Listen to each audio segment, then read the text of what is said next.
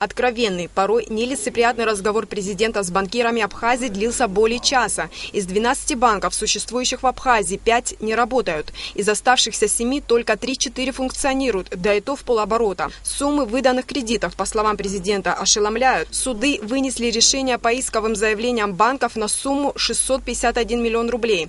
Но исполнено всего на 203 миллиона. Как работать, последовал закономерный вопрос президента. Каким образом мы отдаем эти средства тем или иным физическим, юридическим лицам. И при этом не думаем о том, чтобы эти деньги вернулись вам, для того, чтобы вы существовали, жили и содействовали бы государству. У нас получается, что мы просто раздаем, в конечном итоге сумма долгов превосходит те суммы, которые у вас есть. Беслан Барателя, возглавивший Нацбанк почти 2 месяца назад, сказал, что проблем в банковской системе накопилось так много, что самостоятельно их решить главный банк страны не в состоянии.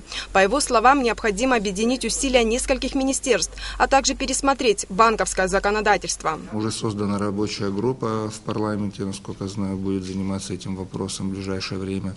А также нужно разработать механизм возврата кредитов. Дело в том, что по системе сумма невозвратов, можно сказать, приближается к миллиарду. Если учитывать проблемы, которые стоят у коммерческих банков и также перед национальным, то эта сумма больше. По данным председателя Сбербанка Абхазии Тимура Бганба, 99% дел по невозврату кредитов переданы в суды. В этом вопросе он ждет поддержки правоохранительных органов. Тимур Бганба считает необходимым ввести институт судебных приставов. Я думаю, создание такого органа государственного облегчило бы задачу. Но мы не снимаем все ответственности по тем решениям, конечно, которые нами были приняты. И будем принимать меры, а другого пути нету. 2 миллиарда 700 миллионов – это сумма внешнего долга страны, напомнил Рауль Хаджимба. Банки должны помогать государству развивать экономику, а не создавать проблемы, отметил президент. Мы сегодня начали уже выплачивать тело кредита по железнодорожному кредиту. У нас завтра тело вырастет до 200 миллионов с чем-то, потом 300 миллионов с чем-то там с хвостом.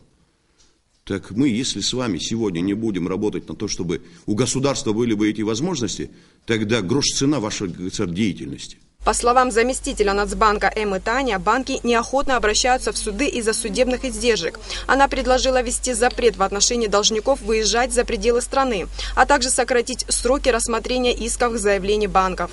Тем не менее, на 800 с лишним миллионов есть решение суда, есть списки. Кстати, решение суда, после решения суда, мне кажется, что информация о таких заемщиках, она уже может быть открыта. У вас такие, как говорится, проблемные, как говорится, кредиторы существуют. Вы, я не буду сейчас называть банк, человек должен деньги, и значительные деньги.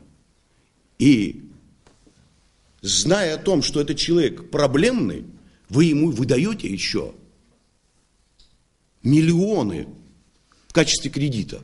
Депутат Народного собрания Заур Миквабия предложил выработать план действий по выходу из банковского кризиса. А начать нужно, полагает депутат, с аудита всех банков и усиления роли Совета Нацбанка. У меня нету готовых рецептов. Возможно, банк надо переподчинить кабинету министров, еще что-то. На самом деле не имею. Это нормально, во многих странах это работает, или специальная комиссия создается, которая помогает Национальному банку и всем остальным. И вообще может создать один крупный банк, большой и так далее. Идей много. Президент распорядился в короткие сроки выработать предложения по исправлению проблем в банковской системе страны. Елена Лолуа, Роберт Ломия, Эльдар Дамиров, Абхазское телевидение.